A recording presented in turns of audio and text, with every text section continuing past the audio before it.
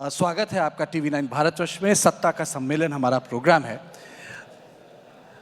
आजकल एक चीज़ देख रहा हूँ खड़गे साहब, सड़क हो या संसद, रैली हो या जनसभा, बीजेपी नेताओं की जुबान पर आप ही का नाम होता है।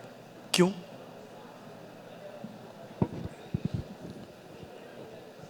अब डेमोक्रेसी में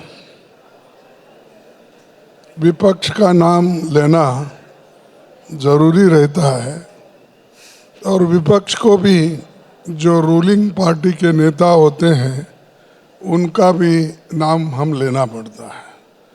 तो ये जबान पे तो है उनके, लेकिन मैं उनके दिल में नहीं हूँ, जबान पे हूँ। और हमेशा रूलिंग पार्टी ये चाहती है कि विरोधी पक्षों के साथ एक दुश्मनी का या उनके साथ ठीक ढंग से बर्ताव नहीं करते। मैं देखा हूँ मेरे जीवन के ये 53वां साल चल रहा है, मैं एमएलए एमपी राज्यसभा मेंबर बन के, और शायद ही हिंदुस्तान में ऐसा कोई व्यक्ति होगा जो चुन के सतत आया और जो अपोजिशन लीडर कर्नाटक में, फिर उसके बाद में मिनिस्टर्स वहाँ, फिर कांग्रेस प्रेसिडेंट, फिर यहाँ आने के बाद लोकसभा में विरोध पक्ष के नायक बन के, फिर राज्यसभा में आके, फिर वहाँ अपोजिशन पार्टी के नायक बन के, और सेंट्रल में मिनिस्टर बन के। बहुत कम लोग हैं, कोई नहीं है नहीं बोलता हूँ, लेकिन बहुत कम लोग आपको मिलेंगे। तो वैसा ही मेरे को एक अपॉर्चुनिटी मिला और मैं ऐसे एक घर से आता हूँ, या आप घराना बोलते घर बोलते, कुछ आता हूँ। तो मेरा 1947 में पूरा घर जल गया था, बर्बाद हो गया था। मैं अपने माँ को खोया, बहन को खोया, और चाचा को खोया, भाई को खोया। मैं अकेला किसी झाड़ के नीचे खेल रहा था, ऐसा मेरे पिताजी बताए। वो खेत में काम कर रहे थे, तब लोगों ने जाके उनको बताया, भाई तुम तो खेत में काम कर रहे, तुम्हारा घर जल रहा है वहाँ।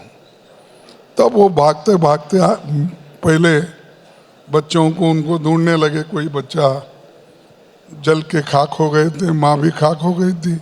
मैं एक किसी झाड़ के नीचे धर्मशाला के सामने खेल रहा था, तो उन्होंने उठा के मेरे को बचाने के लिए वहाँ से चलते चलते रेलवे पकड़े, फिर पुणे गए।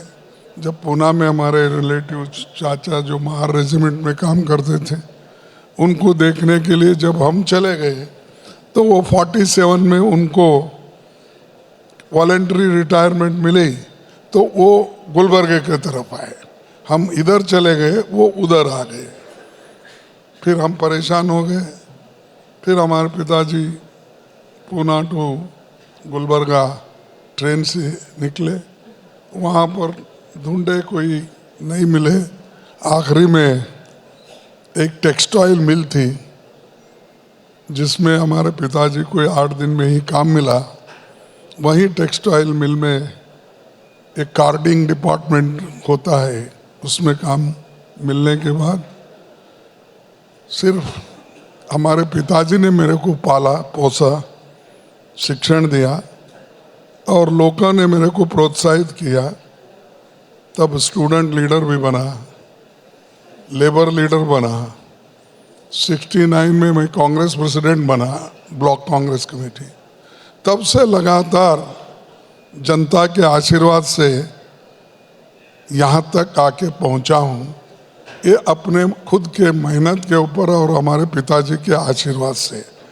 शायद ये भी बहुत कम लोग होते होंगे, किसी ना किसी को आर्थिक मदद होती है या शैक्षणिक मदद होती है और समाज में बड़ा जब उनका कद होता है तो ऐसे लोगों को तो हर चीज़ इजीली मिलती है, लेकिन मेरे को मेहनत करने के बाद ही ये मिला और अकेला मैं और मेरे पिताजी ये यहाँ तक मेरे को हमारे पिताजी ने पहुँचाया।